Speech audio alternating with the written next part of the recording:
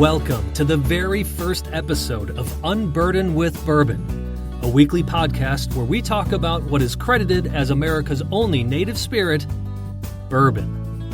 I am so thankful to have you with me today, and thank you for listening and supporting Unburden with Bourbon.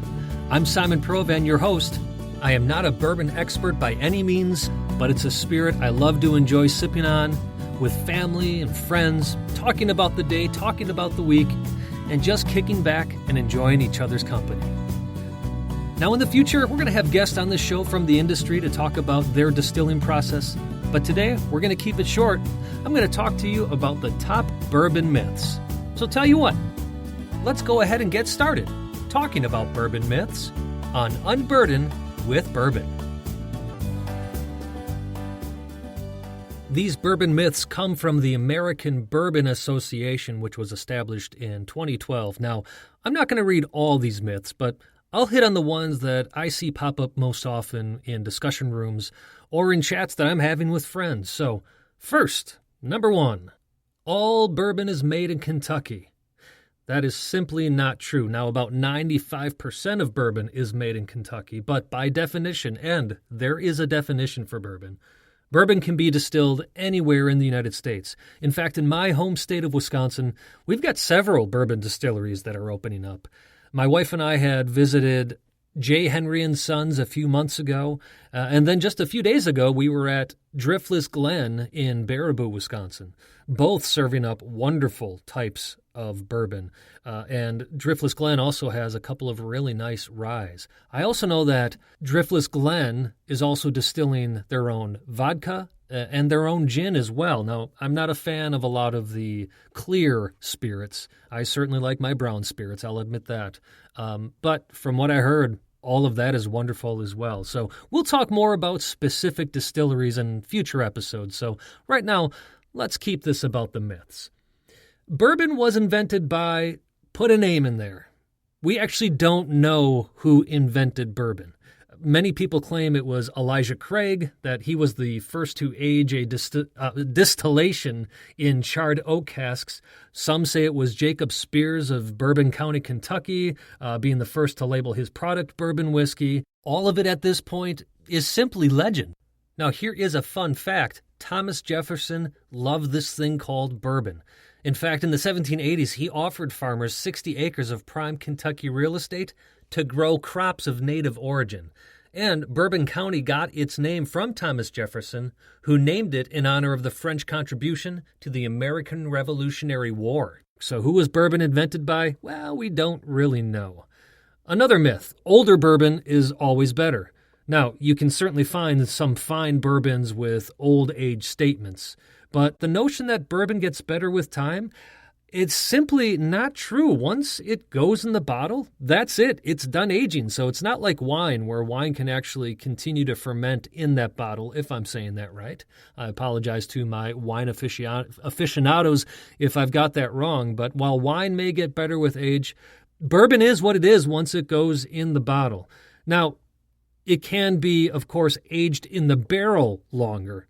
And sometimes that's actually a bad thing because that bourbon may take on too much flavor of that barrel rather than a spirit that takes on enough of that flavor to give it a flavor but still has that distinct bourbon taste. So aging time, as the American Bourbon Association says, is just part of the equation. Now, this may be my favorite one, that there's a right way to drink bourbon. I do drink a lot of my bourbon neat. Now, I don't say that to put myself on any pedestal. It's just the way I like to have it, at least in the beginning. I've had friends say, I wish I could do that. You know what? It doesn't matter. If you want your bourbon mixed in a drink like an old-fashioned, go for it if that's the way you prefer to enjoy it. If you need to add water or ice into your bourbon, go for it.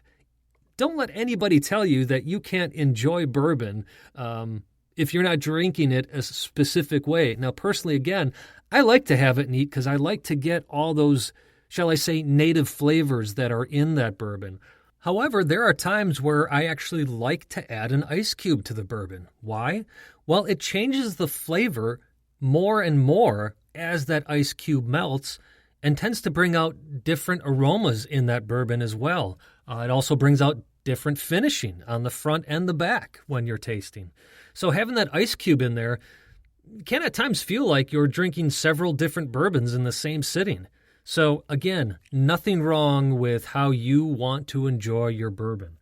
I will say when it comes to old fashions, I tend to use a cheaper bourbon just because, again, I really enjoy those high-end bourbons and all the flavor in there. And I don't necessarily want it covered up by the bitters or the sugar or the fruit.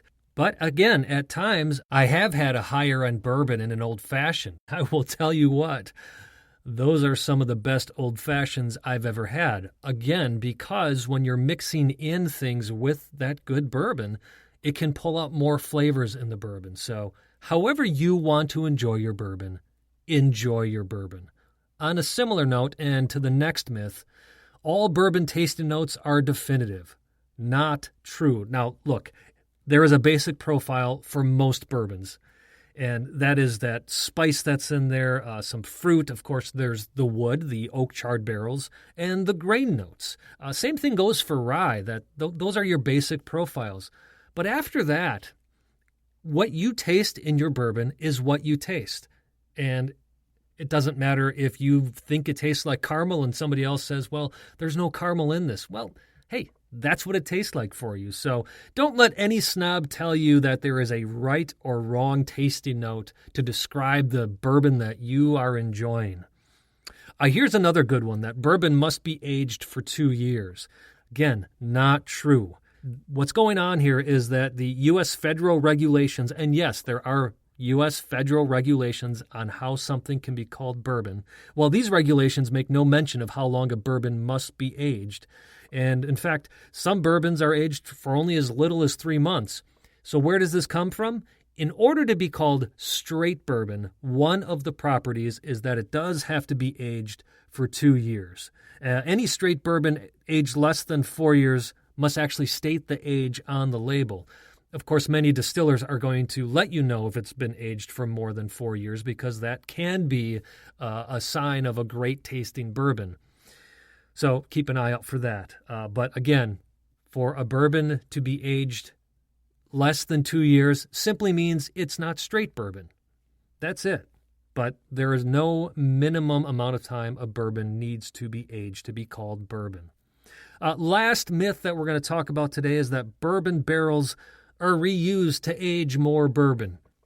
Again, not true. In fact, this is another one of those regulations that I wanted to talk about. Bourbon must be aged in new charred oak barrels. It cannot be aged in anything else. It can't be used in an aged bourbon barrel. Otherwise, it can't be called bourbon. Now, bourbon barrels are used by other industries, such as the beer industry. There's a lot of great tasting bourbon beers out there, and that's how it works, is the beer actually sits in a bourbon barrel, takes on the flavor of that bourbon, doesn't take on the flavor of the wood anymore because the wood, it's considered a wet barrel, so that wood flavor has already been used up. But that beer is taking on the flavor of the bourbon that is in there. Now, I will say that some bourbons are finished in other types of barrels. They've been aged in that charred oak barrel, but then sometimes they are put into, for example, port barrels, where that bourbon is going to take on a little bit of that port flavoring. Again, it's not going to take on any flavor notes from the wood that the port was sitting in, but it will draw some of that port flavoring into the bourbon. And this can be tricky because the distillers want to make sure that that bourbon is not sitting in that port barrel for so long that the bourbon flavor itself gets overrun by the port flavor. So now there's going to be some of you out there that say, well, hold on. If this bourbon went into a different barrel and it's no longer a new charred oak barrel, how can this legally be bourbon? Well, to be honest with you, it's not bourbon anymore. It's whiskey. So distilleries get around this legality by adding that word finished bourbon. They're not claiming it's bourbon, they're claiming it's finished bourbon.